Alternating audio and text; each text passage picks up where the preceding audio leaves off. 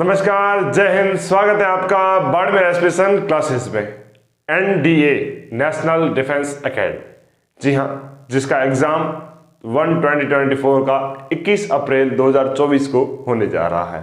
अब हम उसके आखिरी महीने में प्रवेश कर चुके हैं। अब मात्र 31 दिन बचे हैं इस एग्जाम को, तो मैं लेके आ रहा हूं आपके लिए 30 डेज स्ट्रेटजी वीडियो। तो आज इस वीडियो में अपन 30 डेज स्ट्रेटजी बात करेंगे कि एनडीए एग्जाम को क्रैक करने के लिए, रिटन एग्जाम को क्रैक करने के लिए आखिरी 30 दिन में क्या क्या पढ़ना चाहिए और कैसे कैसे पढ़ना चाहिए।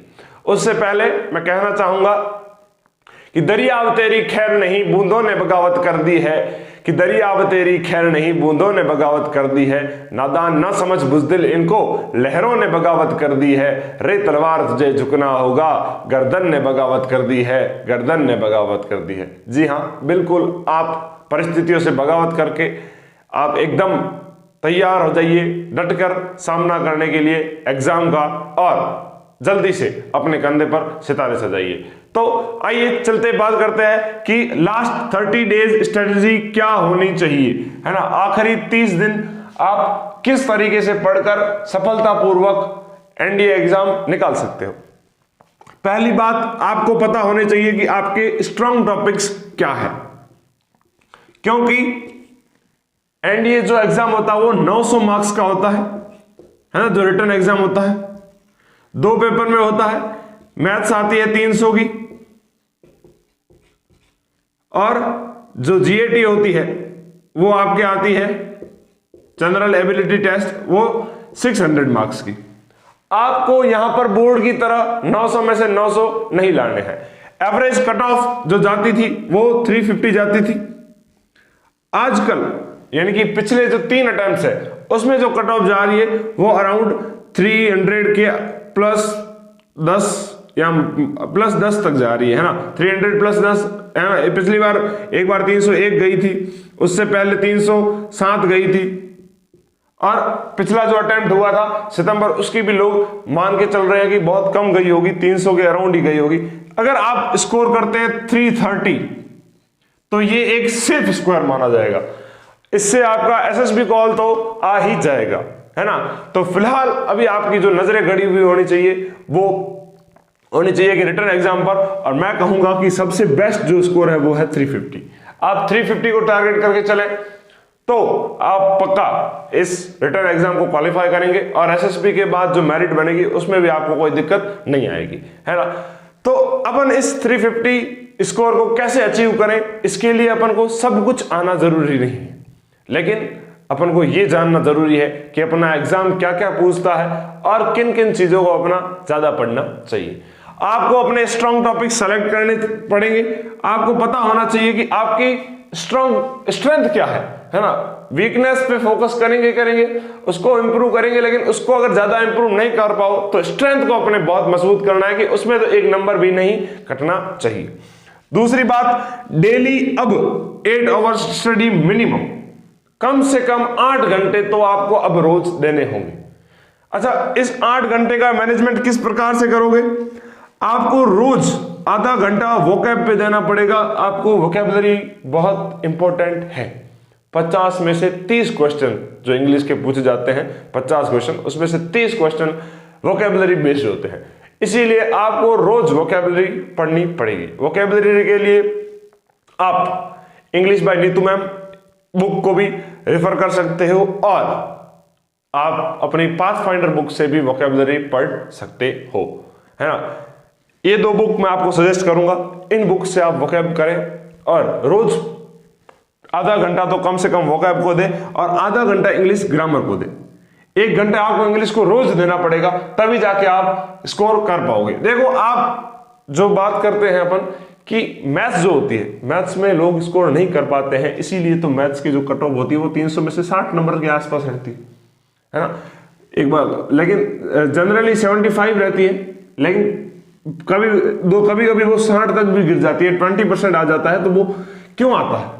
क्योंकि मैथ्स में लोग स्कोर नहीं कर पाते। जो टॉपर्स होते हैं वो भी जीएटी में स्कोर करने की कोशिश करते हैं। अगर आपको बस ये कोशिश करनी है कि कम से कम आप 100 मार्क्स खींच लो, किसमें? मैथ्स में। और जीएटी में आप खींच लो 250। अगर आप यहां प्लस कर सकते हैं, अगर मैंने कहा ना आपको स्ट्रॉन्ग टॉपिक सेलेक्ट करने, अगर आप यहां प्लस कर सकते हैं तो यहां भी प्लस कीजिए, है ना। यहां आदमी ज्यादा से ज्यादा खींच के जो 100 नंबर वाला वो 120 तक जा सकता है, लेकिन अगर आप यहां प्लस करोगे तो यहां से आप 300 स्कोर कर सकते हो। और अगर आप यहां 75 तक चले जाते हो और यहां 300 आ जाते हैं, 300 तक आप खींच लेते हो, तो इससे ज्यादा आपको अपॉर्चुनिटी और कहीं नहीं मिलेगी। जिसमें से 200 मार्क्स की इंग्लिश होती है, वहां कम से कम अगर आप 120 स्कोर करते हो सिर्फ इंग्लिश में 120, तो आप सोचो कितना आप एकदम बूस्ट मिल गया। उसके बाद तो जो साइंस आती है वो बहुत ही इजी लेवल की आती है। अगर आप साइंस बैकग्राउंड से हो तो आपके लिए वो बहुत आसान होगी। उसमें 11th 12th की फिजिक्स केमिस्ट्री या बायो नहीं पूछते हैं, 10th तक की पूछते हैं, वो भी एकदम बेसिक। समझ रहे बात को। और कुछ सवाल तो ऐसे होते हैं जिसमें सीधे कांस्टेंट की वैल्यू पूछ लेते हैं। तो आप एकदम फोकस करें कि आप जीएटी में स्कोर बढ़ाएं, और इसको बढ़ाने के लिए आपको रोज आधा घंटा आपको वोकैब पे देना होगा और आधा घंटा आपको ग्रामर पे देना होगा। फिर 3 घंटे अदर जो जीएटी टॉपिक्स है उसमें फिजिक्स, केमिस्ट्री, बायो। अच्छा, बायो से डरे नहीं, है ना, बायो से डरे नहीं। आप ये सोचो कि मैं मैथ्स बैकग्राउंड से हूं तो बायो कैसे होगी, बिल्कुल जो आपने 10th तक बायो पढ़ी है, मैं तो ये कहूंगा कि आपने 8th तक अगर बायो भी पढ़ी है ना, साइंस पढ़ी होगी ना 8th तक, उसकी बायो पूछी जाती है और इतनी आसान पूछी जाती है बायो, है ना। ऐसा कोई ज्यादा वेटेज भी नहीं रखता, इस 7 से 8 सवाल आएंगे बायो के, है ना, उसमें भी बायो इतनी आसान तरीके से पूछी जाती है, इजी लेवल। अगर आपको नॉर्मल जानकारी भी है बायो की, है ना, मैं आगे आपको बता दूंगा वीडियो के अंत में कि कौन कौन से चैप्टर अगर आप पढ़ के जाते हैं तो आप बायो में एकदम सुनिश्चित रहें कि पूरे में से पूरे सवाल तो आप कर ही लोगे, है ना। 1-2 सवाल अगर कोई बाहर से आता तो अलग बात है, लेकिन उन चैप्टर्स को अगर आप निपटा देते हो तो आप बायो को एकदम सुनिश्चित कर लोगे। बायो में से बहुत से अच्छा, जीएटी में एक सवाल जो है वो 4 नंबर देगा आपको, इसलिए जीएटी में स्कोर करना आसान है ना। तो आप फोकस करें कि 3 घंटे जीएटी को दे और 3 घंटे मैथ्स को दे। 3 घंटे ये, 3 घंटे ये, 6 और आधा 7 घंटे। और रोज 1 घंटा रिवीजन करें, या रिवीजन अगर आपने 1 घंटे की जगह आधे घंटे बल्कि देख लिया कि मैंने आज क्या क्या पढ़ा, रोज रिवीजन करें, ऐसा नहीं है। और ये रिवीजन सेशन हमेशा सोने से पहले रखें, है ना, और रोज रिवीजन करें या फिर जीएटी के क्वेश्चन प्रैक्टिस करें। जीएटी आप जितना सोच रहे हो उतनी भी आसान नहीं है ना। तो उसको अगर आपको बहुत ज्यादा नंबर इंक्रीज करने हैं तो पढ़ने के साथ साथ पीवाईक्यूज करने बहुत जरूरी है, बहुत इंपॉर्टेंट है ना। आप रोज सवाल लगाएं जीएटी के, तभी आपको ये पॉसिबल हो पाएगा। तो आपको रोज आधा घंटा वोकैब को देना है, आधा घंटा ग्रामर को देना है, 3 घंटे मैथ्स को देने और 3 घंटे जीएटी को देने। अच्छा, 3 घंटे में 1-1 घंटे के आप सेशन रख सकते हो, है ना। आगे मैंने डिस्कस किया है जीएटी प्लानर इस वीडियो में, उसमें आपको मैं बताऊंगा कि 3 घंटे को कैसे कैसे डिवाइड करना है ना। पहले तो आप ये समझ लो कि 1 घंटे में मान लो आप फिजिक्स पढ़ रहे हो, 1 घंटे में आप केमिस्ट्री पढ़ लो और 1 घंटे में ज्योग्राफी पढ़ लो। ये अभी आपने शुरुआत दिनों में कंप्लीट किया। अब मैं आपको बताऊंगा कि कितने दिनों में आपको फिजिक्स निपटानी है और कौन कौन से चैप्टर निपटाने जरूरी है ना। तो उसके बाद जैसे ही आप फिजिक्स खत्म करो, इसी के साथ में बायो स्टार्ट कर दो, या फिर आपको अच्छा लगे बायो नहीं तो आप इसमें इकोनॉमी, पॉलिटी ये सब भी कर सकते हो। केमिस्ट्री जैसे ही खत्म हुई तो यहाँ पे केमिस्ट्री के जस्ट बाद आप इकोनॉमी, पॉलिटी, करंट अफेयर्स ये सब भी कर सकते हो, है ना। ज्योग्राफी, जैसे ही ज्योग्राफी खत्म हो आप हिस्ट्री स्टार्ट कर दो।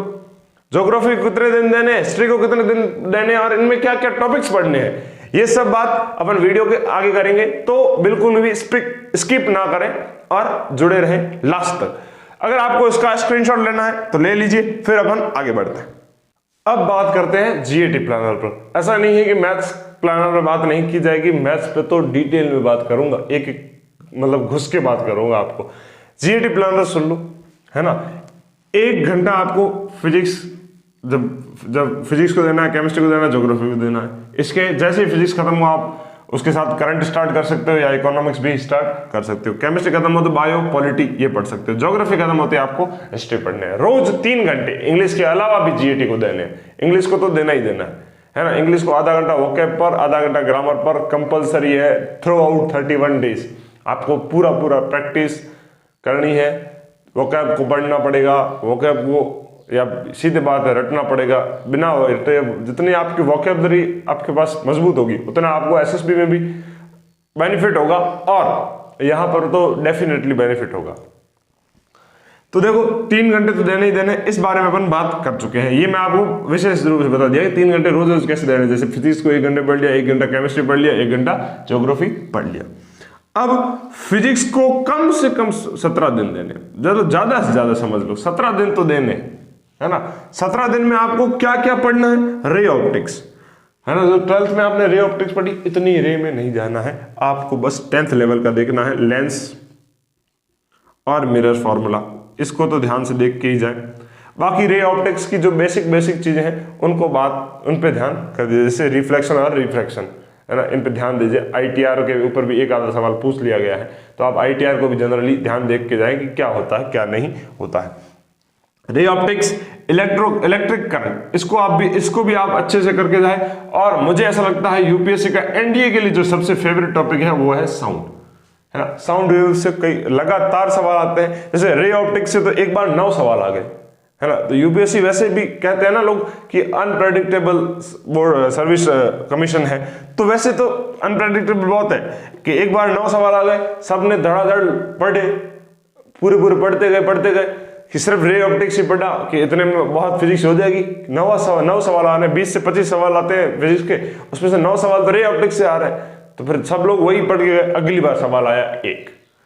ऐसा नहीं है कि रे ऑप्टिक्स से सवाल आता नहीं, अच्छा खासा वेटेज रखता है। 2-3 सवाल तो आते ही आते हैं हर बार। एक सेशन में 9 दे दिए तो अगले में कम कर दिए, बाकी ऐसा कुछ नहीं है ना। तो लेकिन साउंड से ऐसा कभी नहीं हुआ कि सवाल आए ही ना हो। तो साउंड को आप जरूर पढ़ें, ऑप्टिक्स को पढ़ें, इलेक्ट्रिक करंट को, इससे भी सवाल आते हैं, बेसिक सवाल आते हैं, बेसिक चीजें आते हैं। थर्मोडायनेमिक्स, ग्रेविटेशन, मोशन, इलेक्ट्रोमैग्नेटिज्म और एसएचएम, सिंपल हार्मोनिक मोशन, इन सारे टॉपिक्स को कम से कम आप फिजिक्स में इतना तो पढ़े ही पढ़े।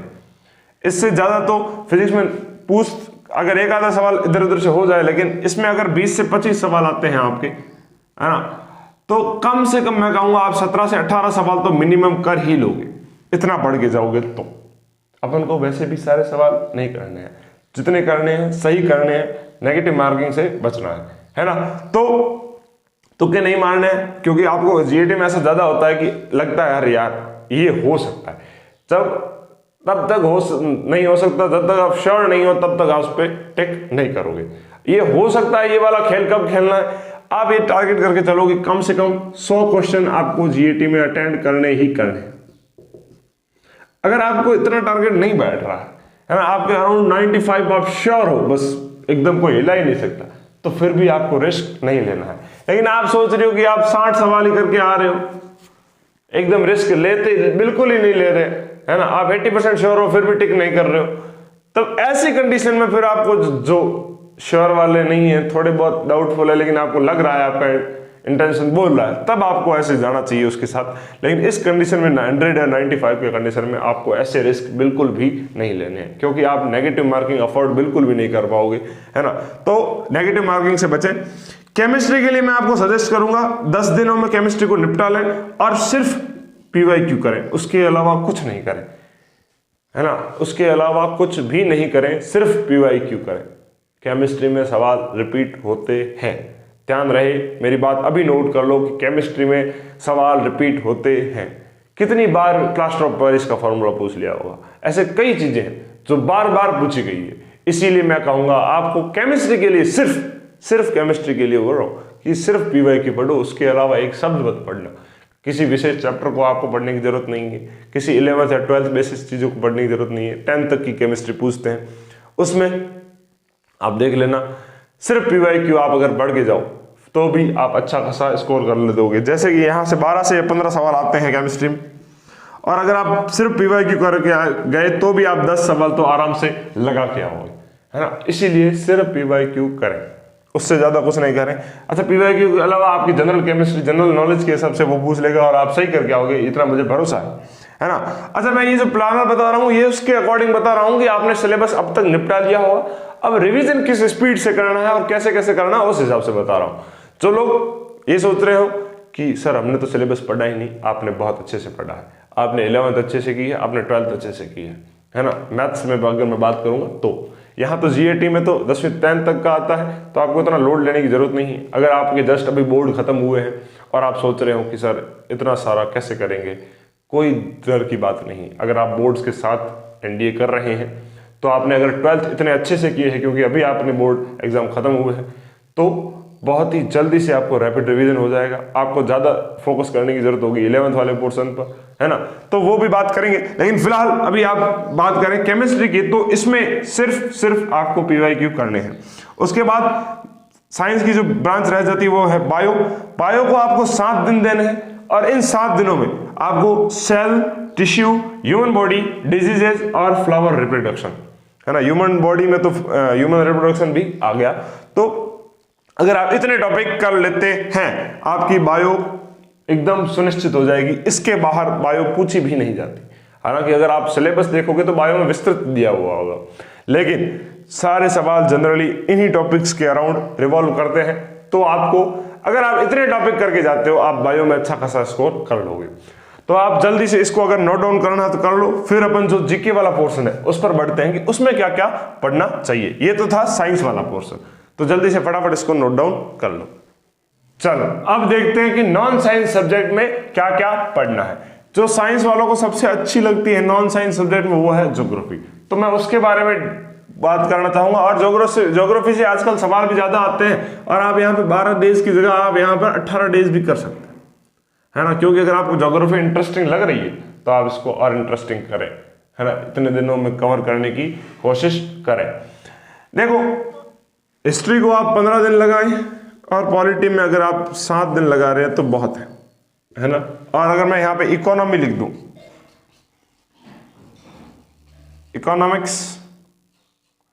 इकोनॉमिक्स को भी आप 5 दिन हाईएस्ट है, और करंट अफेयर्स को भी 5 दिन, है ना। करंट अफेयर्स आपको अंतिम 5 दिनों में पढ़ने की कोशिश करनी है, और उससे थोड़ा 1-2 दिन पहले भी पढ़ सकते हो। तो उससे क्या होगा कि आपको चीजें जल्दी फैक्चुअल याद रहेंगे, है ना। वहां पे आपके ऑप्शन होते हैं तो आपको एकदम देख के क्लिक कर जाएगा माइंड में, अगर आपके एक बार भी पढ़ा हुआ होगा तो। करंट अफेयर्स पे ज्यादा टाइम इन्वेस्ट नहीं करना है, क्योंकि वैसे तो 10 सवाल आ जाते हैं, लेकिन पिछली बार जैसे बहुत वेटेज कम रहा करंट अफेयर्स का, तो यूपीएससी का कोई भरोसा नहीं है। लेकिन करंट से भी सवाल पूछते हैं। करंट में भी मेन आपको डिफेंस एक्सरसाइज और डिफेंस से रिलेटेड चीजें आपको ध्यान रखनी पड़ेगी। अच्छा, ज्योग्राफी में क्या क्या पढ़ना है। इंडियन ज्योग्राफी में आपको रिवर्स पे पढ़ना है, और फिजियोग्राफिक डिवीजन, मिनरल्स और डैम्स कहाँ कहाँ है, कौन सी रिवर्स पर है, ये आपको ध्यान होने चाहिए। ये तो कम से कम है। वैसे तो आप ज्योग्राफी पूरी ही पढ़ सकते हो, आपको इंटरेस्टिंग लगेगी कि आप सिर्फ ज्योग्राफी पढ़ना चाहोगे, है ना। लेकिन आपको सिर्फ उधर नहीं पढ़ना, बाकी चीजें भी पढ़नी है।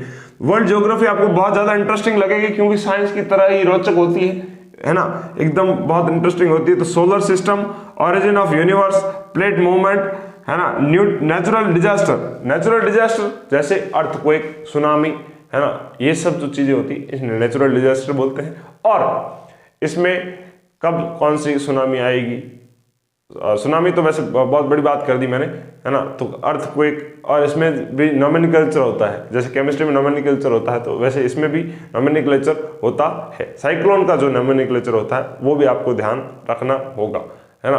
कौन सा साइक्लोन आया था, उसका क्या नाम था, ताऊते नाम आए थे पहले, ऐसे नाम भी तो आए हैं।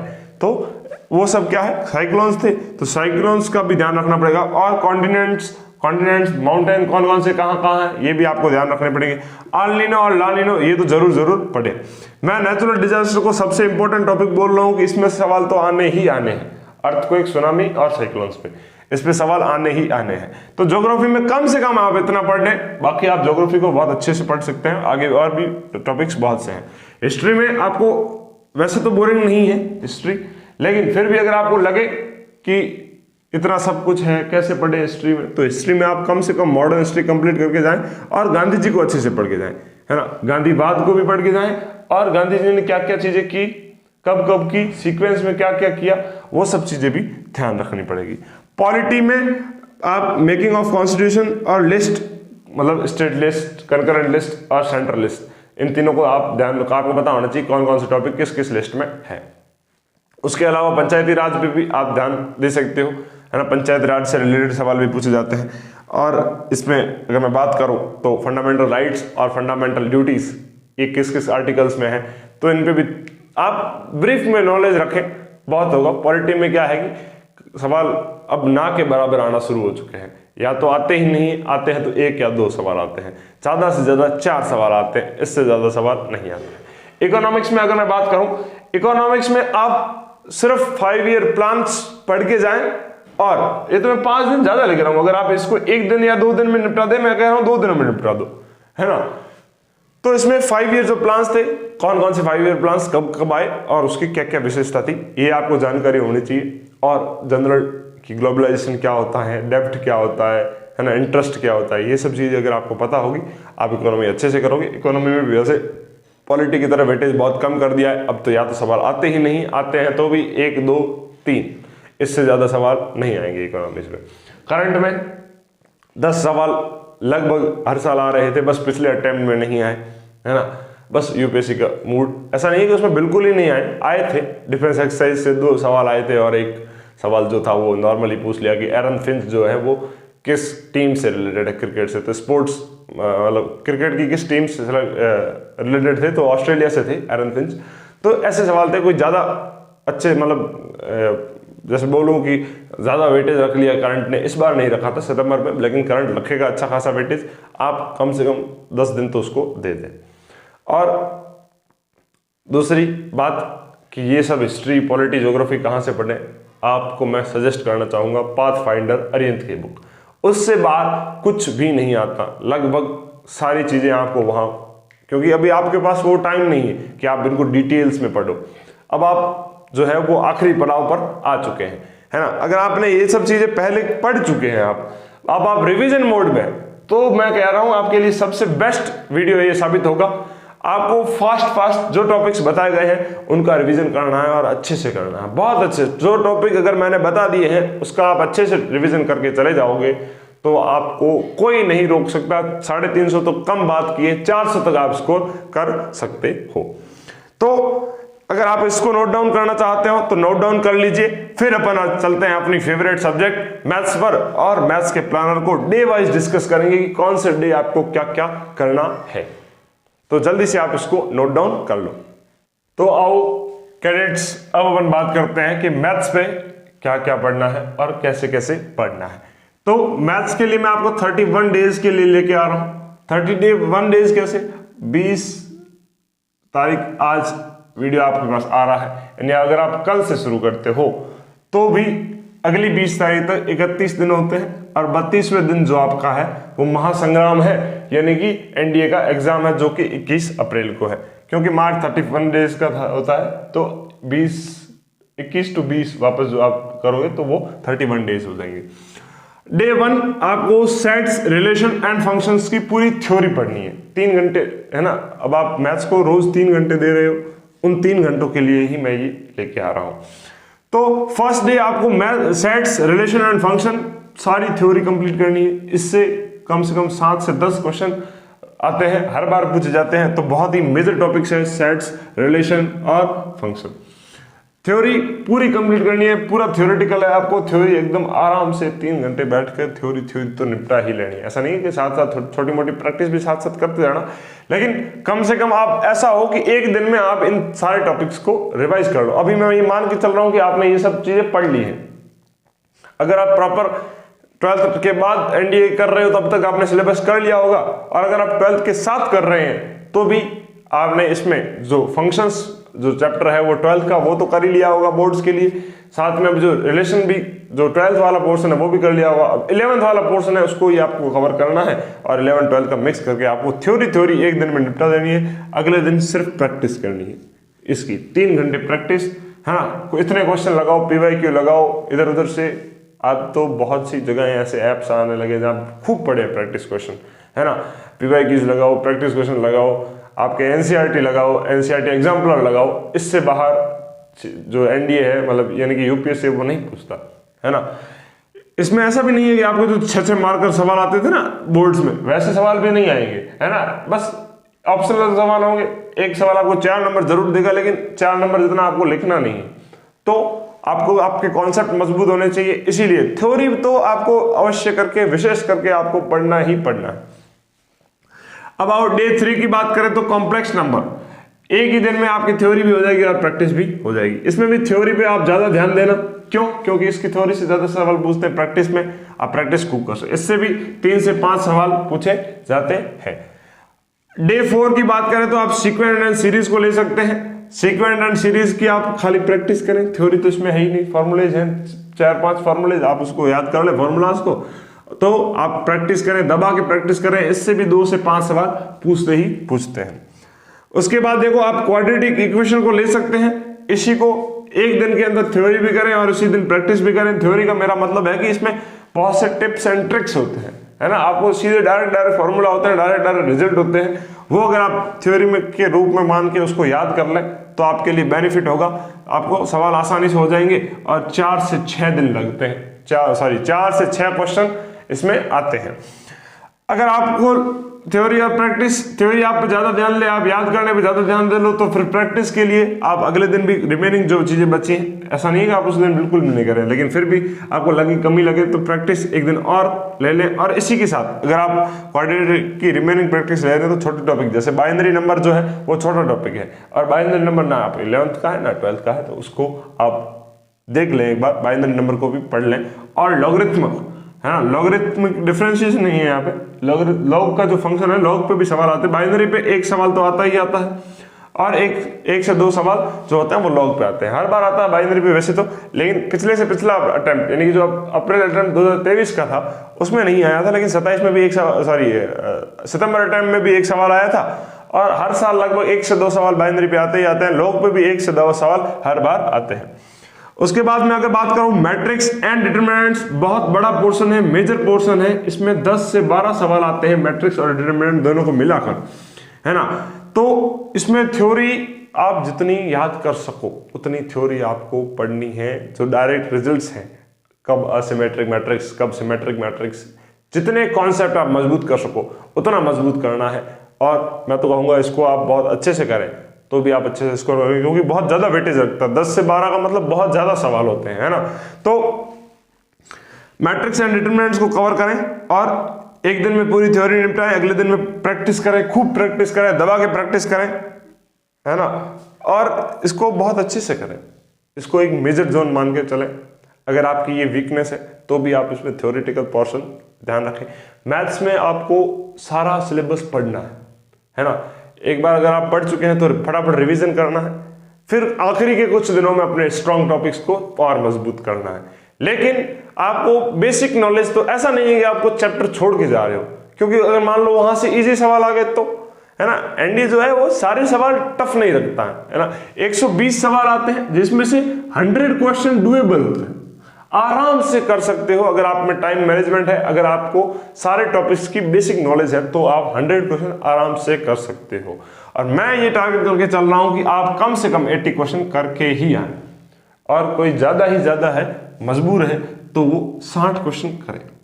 अब 60 मैं क्यों कह रहा हूं, 60 मेरे कहने का ये मतलब है कि अगर मान लो आप 18 सवाल या 15 सवाल गलत करते हैं तो आपके सही कितने हुए, 45, है ना। 60 अगर आप सवाल करते हैं, 15 आपके मान लो गलत हो गए, क्योंकि कैलकुलेशन मिस्टेक, सिली मिस्टेक्स होनी जरूरी है।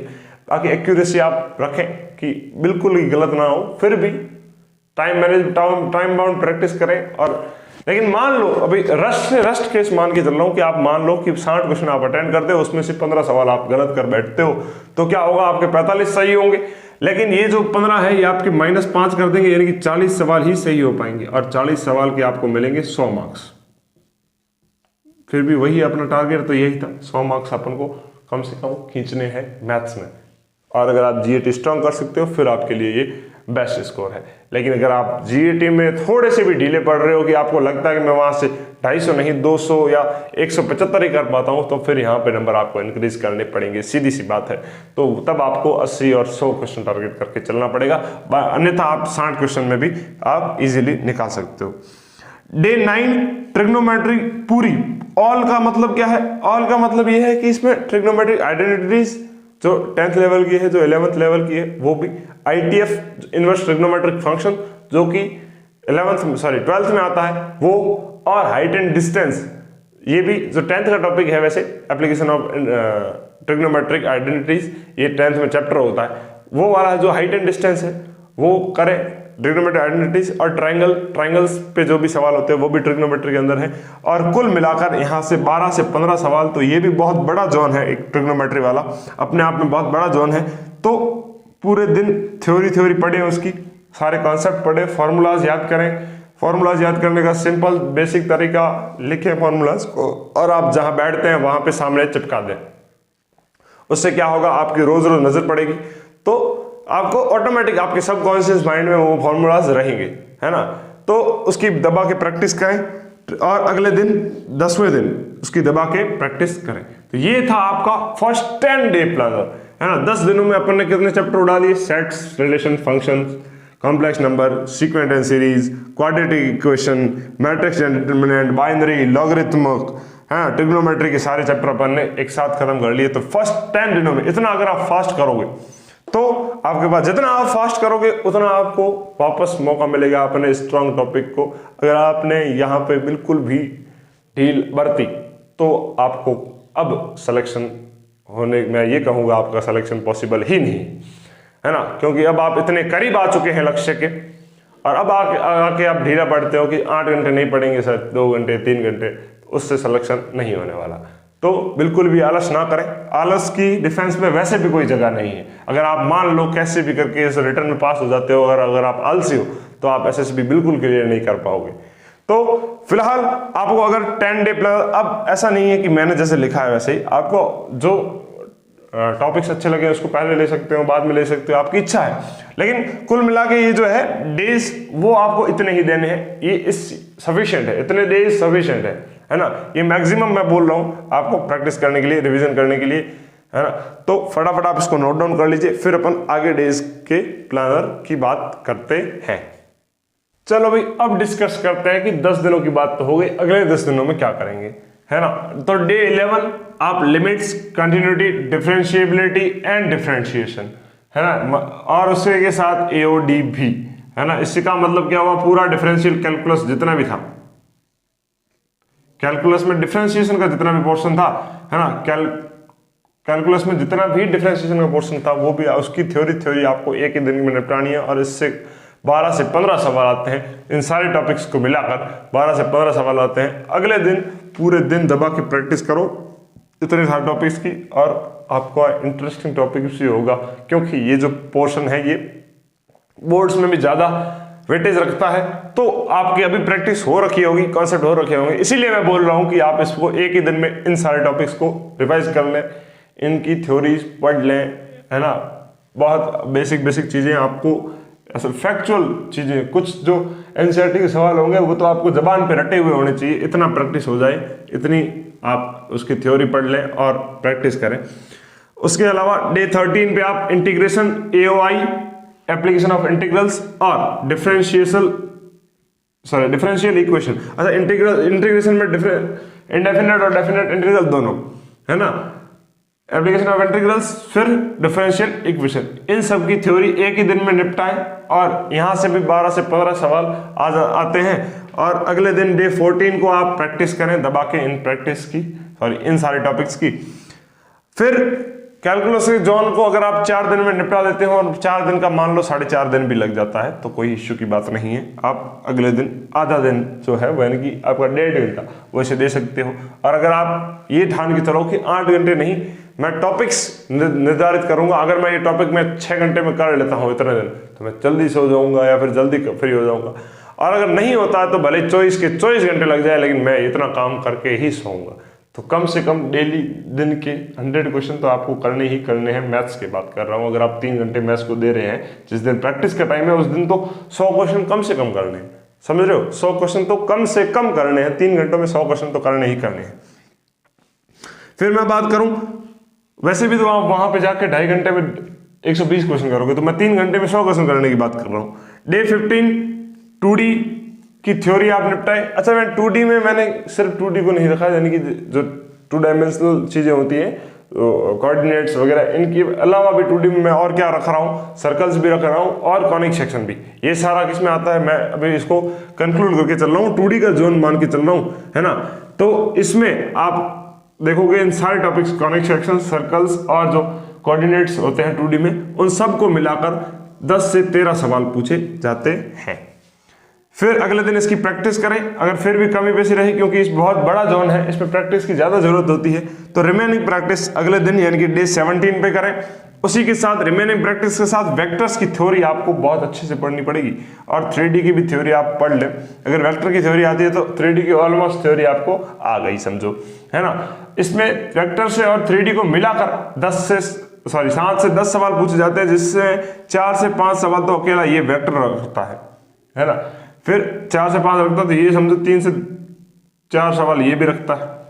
तो ऐसे लगभग 7 से 10 सवाल इन दोनों को मिला के आते हैं, जिसमें वेक्टर का वेटेज ज्यादा है। तो अगर आप वेक्टर को अच्छे से करके जाओगे तो भी आप बहुत अच्छा स्कोर कर लोगे। उसके बाद अगले दिन 3D और वेक्टर की प्रैक्टिस कर ले, है ना। थ्योरी तो इनकी थ्योरी में आपको टाइम नहीं लगेगा, क्योंकि ये जो है ये दोनों ही 12th के टॉपिक है और आपको इजीली आते होंगे। तो आपने अभी बोर्ड्स के जस्ट एग्जाम दिए होंगे, या फिर जो भले ही ड्रॉप लेके बैठे हैं, या फिर जिनके बोर्ड्स नहीं थे इस बार, उनकी बात करूं तो वो भी 12th में पढ़ी चीजें उनको ज्यादा याद रहती है। तो वेक्टर्स और 3D को भी पढ़ें, जल्दी जल्दी थ्योरी पढ़ लें और अगले दिन उसकी खूब प्रैक्टिस करें। फिर डे 19 में PNC परम्यूटेशन एंड कॉम्बिनेशन, उसकी थ्योरी और प्रैक्टिस दोनों ही साथ साथ करें, एक ही दिन में करें। इससे भी 2 से 3 सवाल आते हैं। उसके बाद जो सबसे इजी आप कहोगे, कहना तो नहीं चाहिए प्रोबेबिलिटी को इजी, लेकिन किसी जमाने में इजी होता था, तो वैसे ये आसान टॉपिक भी लगता है अपन को, अच्छा भी लगता है। तो प्रोबेबिलिटी, इसी की थ्योरी जो है और प्रैक्टिस एक ही दिन में करें। यहां से आपके लिए बेनिफिट ये है कि 8 से 10 सवाल आते हैं, तो प्रोबेबिलिटी को अच्छे से करके जाएं। और अपने जो मैं स्ट्रॉन्ग टॉपिक कह रहा हूं, उसमें प्रोबेबिलिटी को आप जरूर शामिल करें। प्रोबेबिलिटी और PNC तो करके जाएं। PNC करोगे तभी प्रोबेबिलिटी करना, पहले प्रोबेबिलिटी में घुस के PNC मत घुसना, क्योंकि PNC के से रिलेटेड सवाल PNC को मिलाकर प्रोबेबिलिटी में पूछे जाते हैं। तो PNC पढ़ के फिर प्रोबेबिलिटी में घुसना। और अगर आप कुछ चीजें ऊपर नीचे भी कर रहे हो, तो जो जुड़ी हुई चीजें हैं, जैसे कैलकुलस है, तो कैलकुलस को पूरी को साथ रखें, पहले डिफरेंशियल करें फिर इंटीग्रल पे आए। ऐसा नहीं है इंटीग्रल आप पहले कर रहे हो, डिफरेंशिएशन बाद में कर रहे हो, ऐसा नहीं करें। कैलकुलस को पूरा कैलकुलस में रखें, ट्रिग्नोमेट्री वाले जोन को एक साथ रखें। इसीलिए तो मैंने ट्रिग्नोमेट्री ऑल लिखा, और कैलकुलस में भी डिफरेंशियल कैलकुलस को एक दिन में निपटाने की बात कही। वैसे ही प्रोबेबिलिटी और PNC को भी एक साथ रखा।